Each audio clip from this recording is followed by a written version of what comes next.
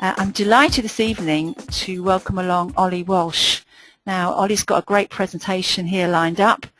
Ollie's a native of Galway here in Ireland, and I'm sure you're going to really enjoy the next hour. So I'm going to hand you over now to Ollie. Would you like to introduce yourself there, Ollie? Thanks, Anne. Hi, everybody. Yes, my name is Ollie Walsh. I am the Managing Director of Micromarketing, which is a marketing consultancy specializing in startups and small businesses.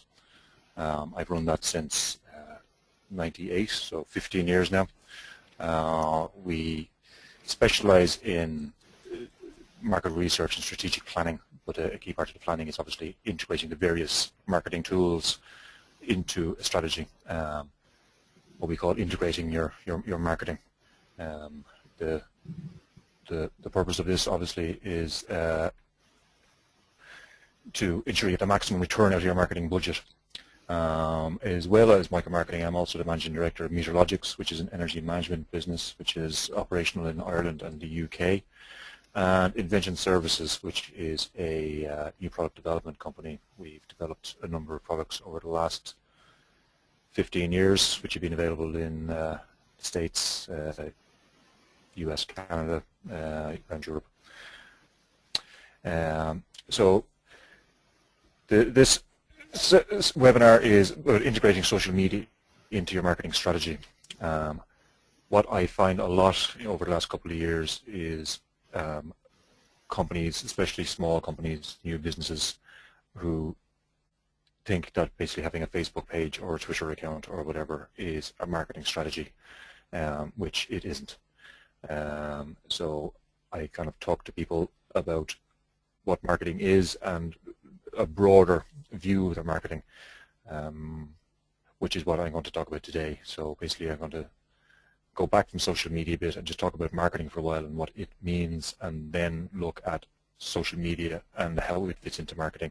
And then I'm going to use an example of one of my own clients and how we worked with them to integrate their marketing, the old and new media. So as we all know, there's been a sudden and dramatic growth of social media, which has left companies scrambling to catch up with what's called the new media. By scrambling, the response from a lot of companies is just to kind of throw some money at it, really. I experienced the same thing. 15 years ago when I was new with marketing, websites were a new thing, and companies didn't really know what to do with websites. A classic example of that is that 15 years ago, if you had a website, it was probably under control of your IT department as opposed to your marketing department, and they were treated very separately. And they, over a while, they blended. Those of you who remember the mid-90s remember that everything was suddenly had an E in front of it. There was e-commerce and e-strategy and e-business, where that's now disappeared. There's only strategy in business. I think with social media, we're going to experience the same unification over the next few years when it becomes, people become used to it and it becomes blended.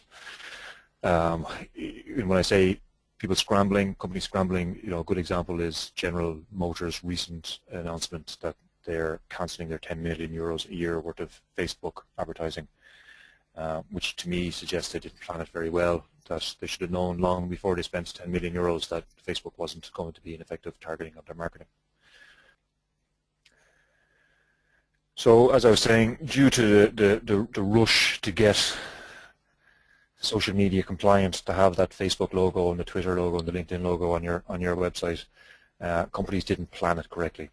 And the key to this planning element is targeting who your customers are. And in my experience, businesses aren't really using social media to target their market, which raises the question then, how do you effectively target your market? So first of all, you have to know who your market is. Knowing who your market is might sound like an obvious question, but it's really not. A lot of businesses start up with people who anecdotally know who their business is. Sorry, know who their customers are. But in reality, they haven't actually researched it. A lot of people, I find, go into business because they've had an idea, it's a product they would use themselves, they've done some talking to their friends, the friends obviously think it's a great idea, and that is the impetus to go into business. Or somebody who has a certain expertise, whether they're an engineer or a chef, whatever, and they go out and open up their own business, but they haven't really thought through what that requires in terms of targeting the market. So market research, to go back to the very beginning of what marketing is, to define who your market is, market research involves secondary and primary research. Now, secondary is done first, which is a bit counterintuitive, but it's based on existing information.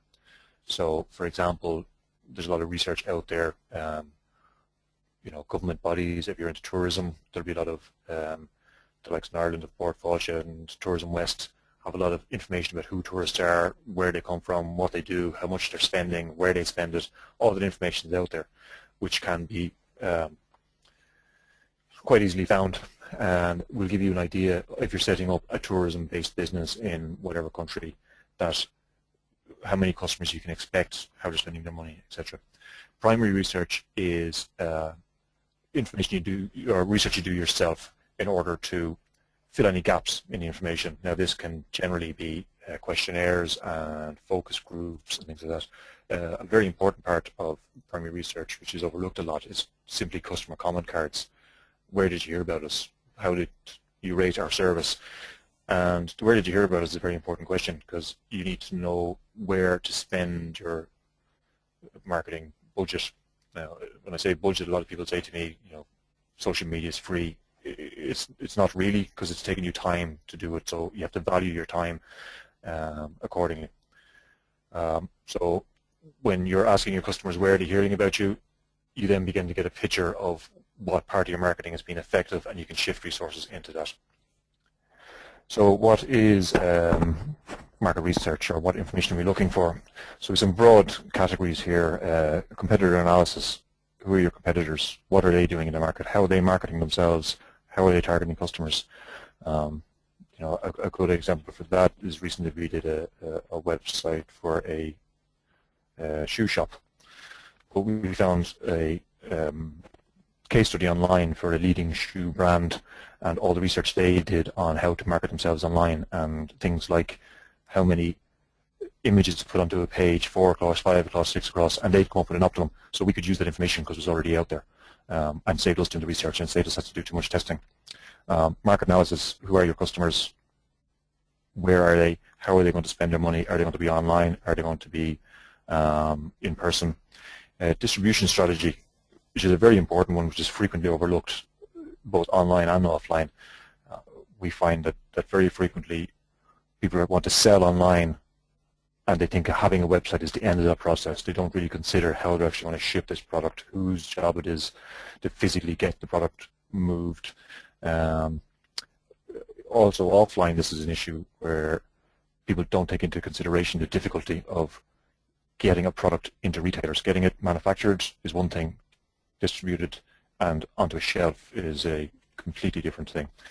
From my own experience with products, we've launched that when you're dealing with kind of a high-level market, we deal in innovation services on a fairly worldwide level. But between meeting somebody and a product getting onto a shelf is normally 2 or 3 years, and a lot of companies don't plan for that. Customer analysis, obviously, market sizing, SWOT analysis. Then, market size, sorry, is how big is your market? A lot of people don't have this information and just assume that the market is big enough to support their business, and very frequently we see businesses that start up, and that's not the case. A SWOT analysis is strengths, weaknesses, opportunities, and threats. Now, the strengths and weaknesses are internal to your business. Your product knowledge, your systems, whatever. Opportunities and threats are external to the business.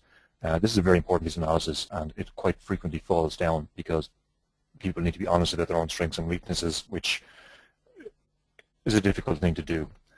So we would always advise people to get somebody externally to do that analysis for you. And a pest analysis then is political, economic, social, and technological. And considering the topic we're talking about here, social and technological, is obviously hugely important. I mean, the app industry didn't exist 3, 4, 5 years ago, and now we see it's a significant industry, and it's one that pretty much anybody can get into at a very low entry cost. Obviously, economic kept our current moment-in-time economics is very important as well. All this information from your analysis then is used for making your marketing plan. Products launches, service launches, what products are you going to launch, what products will people buy, what is their demand for, where is that demand? In terms of geographical expansion, are you an Irish company looking to expand into the UK or Europe, or are you looking to expand into the US, or are you a local company looking to open up a second branch? Where is that going to be? How is the system going to work? What's different about your new markets in terms of legal, in terms of regulatory requirements, etc.? Market segmentation, breaking down who the market is. You know, if you take, Toyota have a range of cars depending on whether it's a family car or a sports car. That's segmenting your marketing. Frequently people think that that's something that's required for big business. But if you have a small local business, you still need to know who your market is. Whether, to go back to the shoe shop example, are you selling to kids? Is it a youth market? Is it older people? Is it outdoors? This is all vital. Then your promotional strategy, which is coming down to the likes of the social media websites, the various elements.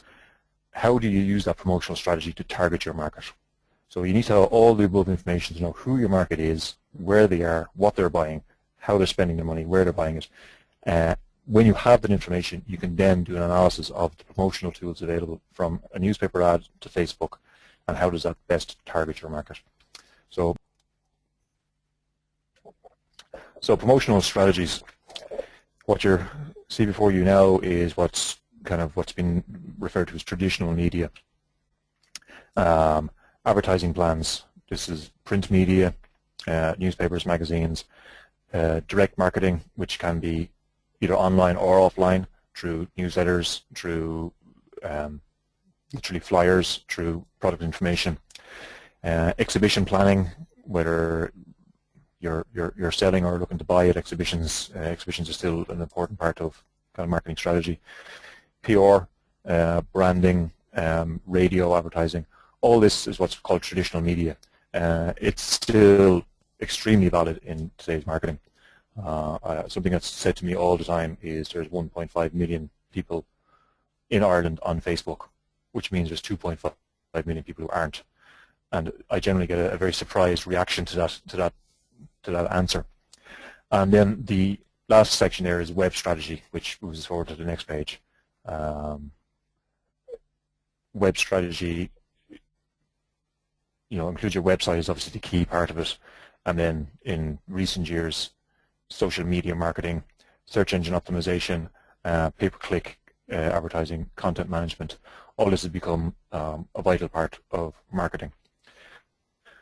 My point is that companies are focused too much now on the social media element of it, and not enough on the traditional marketing, and even websites are now joining the old media. A classic example of this is a lot of websites you see these days are kind of focused on driving people to the Facebook page. In my opinion, this is exactly wrong. Your Facebook page and your print ad and your brochure and whatever else you have should be driving people to your website. That's a dedicated information about you. If we send somebody to Facebook, they can be gone in seconds. If you have good, solid information on your website and information that's useful to them, you can then retain them for longer and get more value out of them, out of your marketing.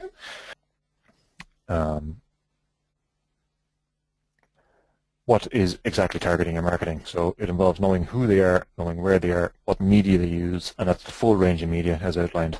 It's presenting your business to them, and it's integrating your marketing.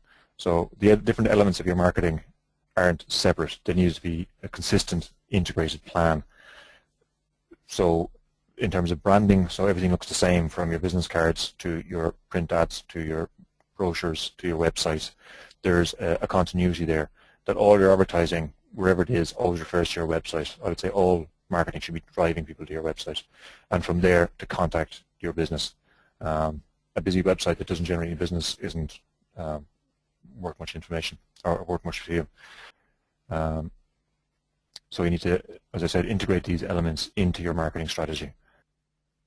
Hi, Ollie. I just thought maybe it might be good now just to stop and see if there are any questions, because you've covered an awful lot of great stuff there. I know you're Okay, going to sure. move on and talk about Clonakilty and the great work you've done there. But if you have any questions now that you'd like to put to Ollie, please just type them into the chat window. There's a couple I have while we're waiting. You mentioned way back there about the shoe shop and that you saw that they'd done a lot of testing, and so it saved you time, on their website. They tested Yep. different kind of screens. How did you know they did that? Was it that they told you, or is there a way of finding out? How? It's classic market research. We just went online and did a search for specifically looking for information about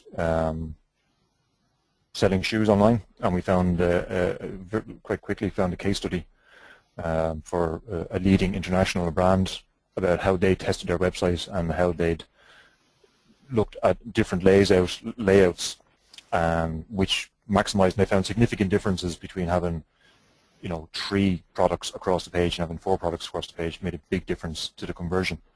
So we were able to save our client a lot of time by implementing what this other brand had done rather than reinventing the wheel, basically.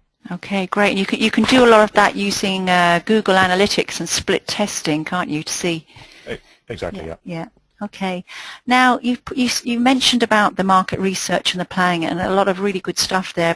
But for a small business owner who's a bit short on time, it might seem a bit daunting. So I had a couple of questions there.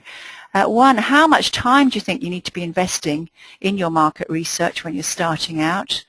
And secondly, what do you think is the key thing that you have to do if you can't manage to do it all in that area? Time,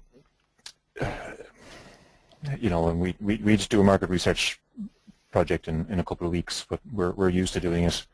I would say if you're low on resources, it's definitely worth spending the time doing it, because if you don't do it, your business might be very short-lived. I've come across, back in the Celtic Tiger days, people weren't interested in market research. They just had an idea and they were going to throw money in it, and we've seen that not be a very effective plan quite frequently. Anecdotally,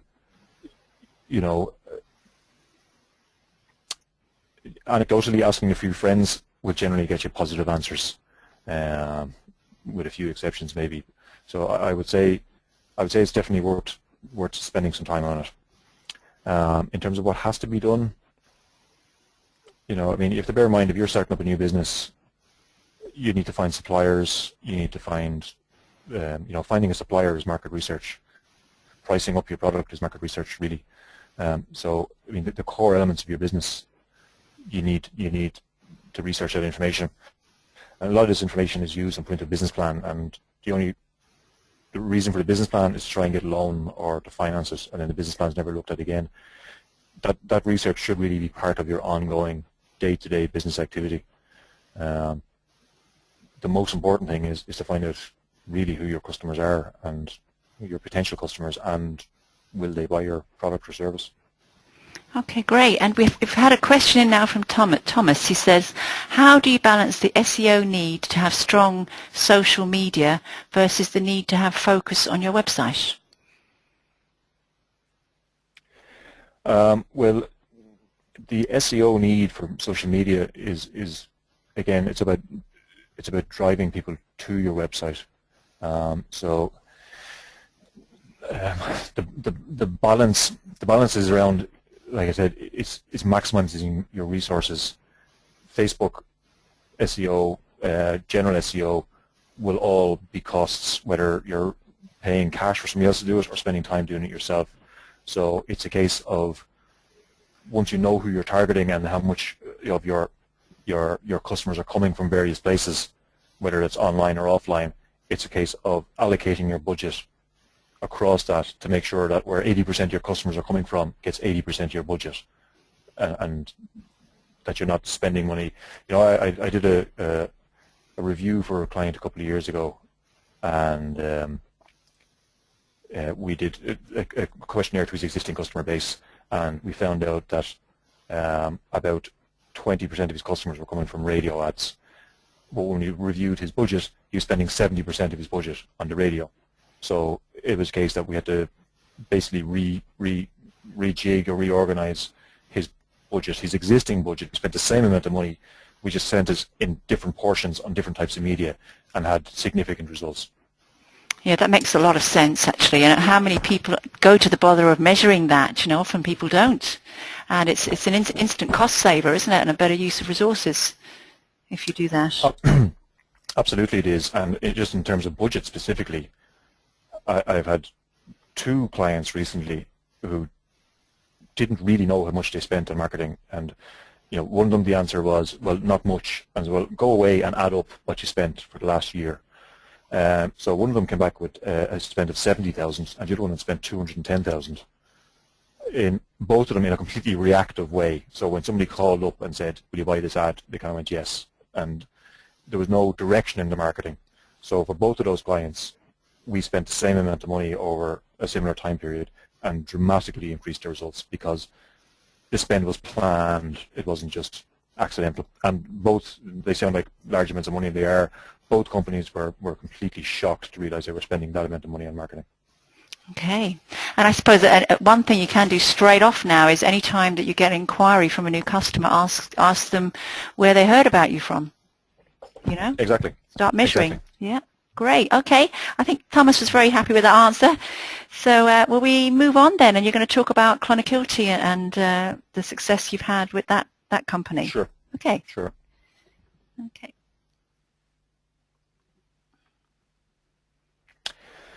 So Clonakilty Black Pudding Company are one of our micro-marketing clients.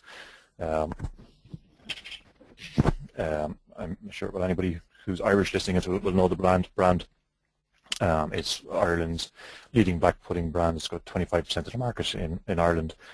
They had been available in the UK for about the last 10 years with essentially a flat sales line. So the same people who were buying it 10 years ago are still buying it today, and in the same quantities. So my remit with Clonakilty was to work with their existing sales team.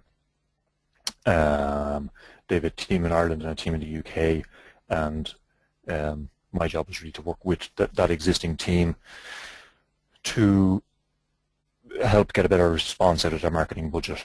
So how we started that project. So the first thing we did was to identify and segment the market. So when we looked at the market, we realized there's kind of 2 broad segments. One was Irish people who were already familiar with the brand, and the other was non-Irish people, predominantly English people in the UK, who would not have heard of it.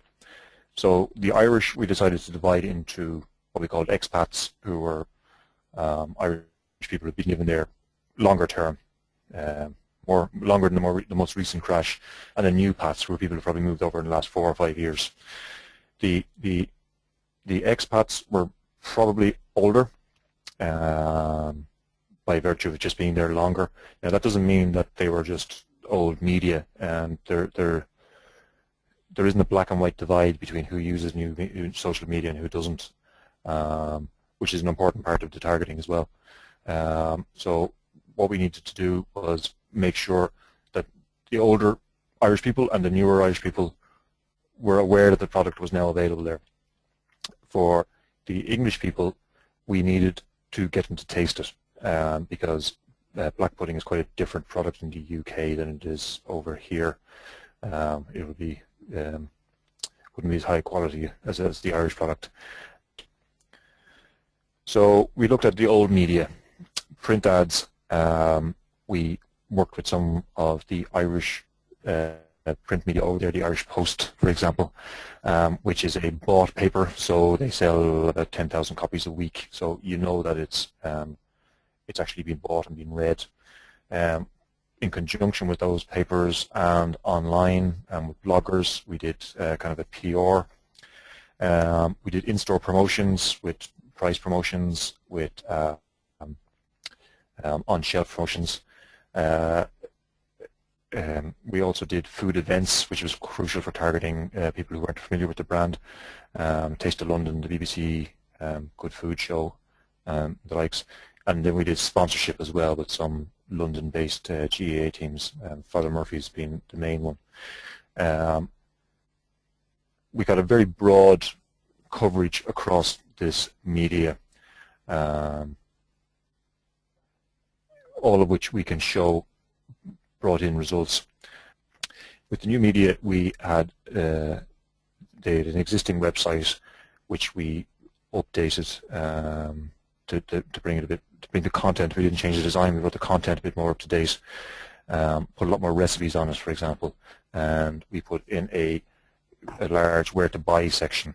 Now, key parts of this strategy as well, again, is distribution. So they were available in some leading brands, retail brands, but over the time period it expanded into more, including Tesco and most recently Morrison's.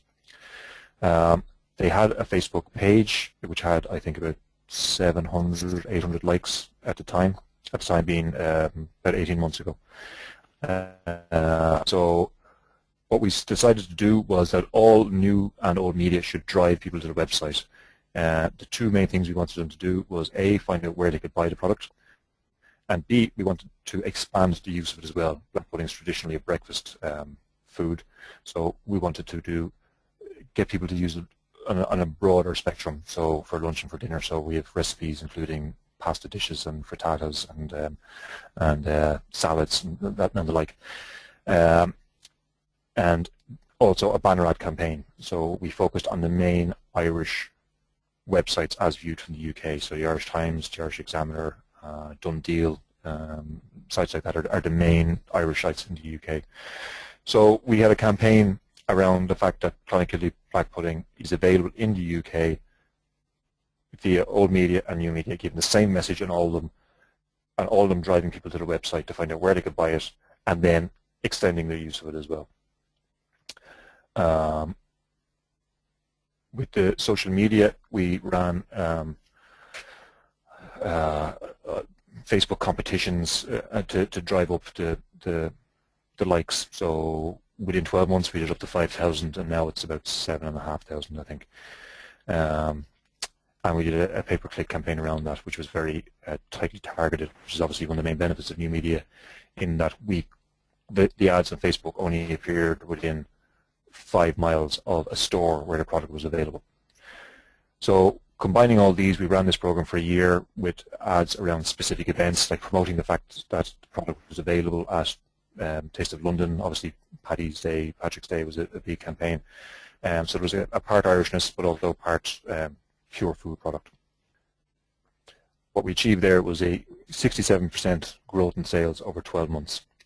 Now, the important part of when we stood back and analysed this campaign, obviously everybody was delighted with that. I mean, the key for marketing is driving sales, was that when we looked at the Google Analytics, we could see that Google itself was the #1 source of traffic, with a variety of searches in around black pudding and recipes.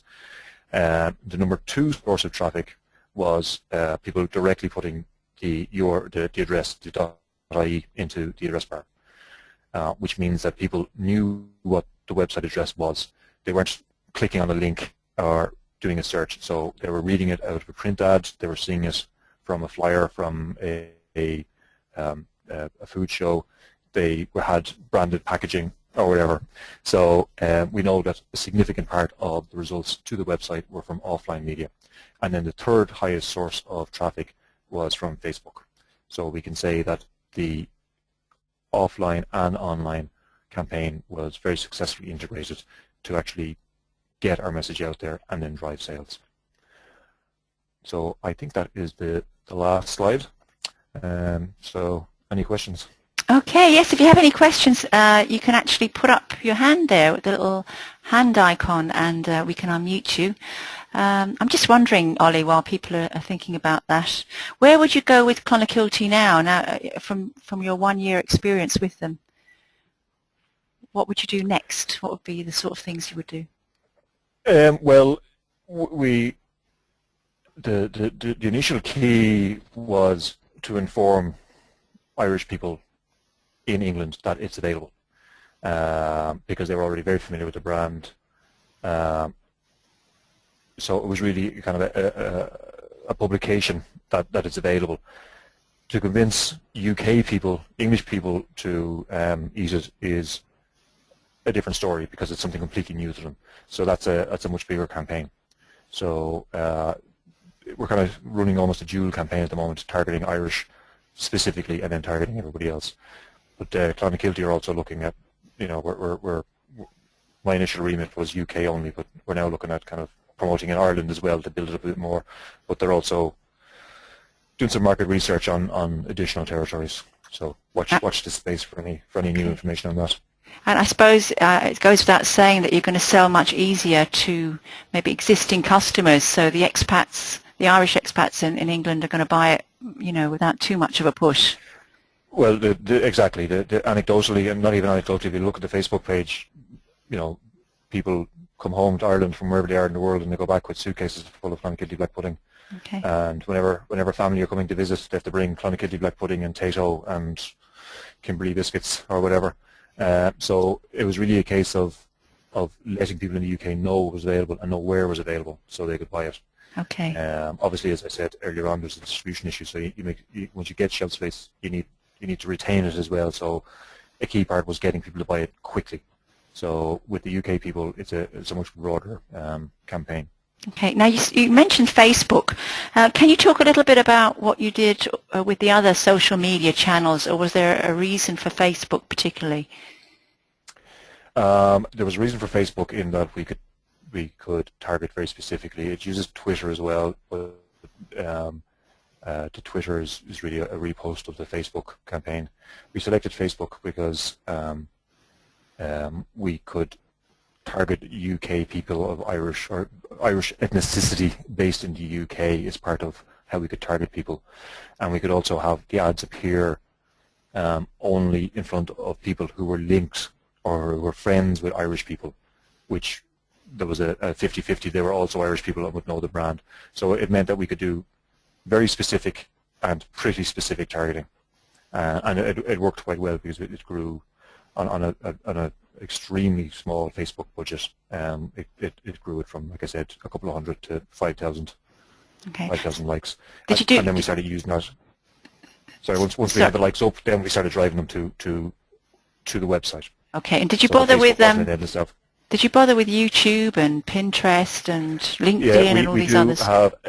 We do have a YouTube channel, which what we're doing, there's one or two up there at the moment, kind of history stories of Clonakilty, and we're doing a few recipes as well, like cooking demonstrations, which again they'll be on YouTube, but they will be displayed on the website as well, so it won't be a link to leave the site to go to YouTube. They'll be on the website. Okay, great. Well, now we have a question. Sorry, were you going to say anything there? Oh, just that having YouTube video on your website is very important for SEO because Google own YouTube, so you automatically score higher when you have that. I had somebody recently that I did a review of their website, and they had just a YouTube button which took you away from their site just to YouTube, which is exactly the opposite of what they should have been doing. You use these other channels to drive people to your website, not away from them. So you put your video up on YouTube, you get the code from YouTube, and you embed it into your website. Exactly. Yeah. Okay. I just want to say thanks so much for coming along this evening. Now, if anyone wants to contact you, if they want any help with their marketing, how do they reach you? Ollie, O-L-L-I-E, at micromarketing.ie. Okay, and you're available for business, are you? Or are you so busy whizzing around with these big companies? Would you have time for small local businesses, or what's your target market? Well, we specialize in startups and micro and small businesses. Great. So small business, big ideas is our tagline. Okay. So it's good if you're just starting out and you need a bit of help putting together a market research plan. That's one way you could help. But also, if maybe you're in business and you just like to maximize your budgets, you'd be able to come in and do a kind of a quick check and make some suggestions. That's exactly what we do, yeah. Yeah, great. Okay, well done. Okay. And so thanks to you all for attending tonight. I really appreciate your time.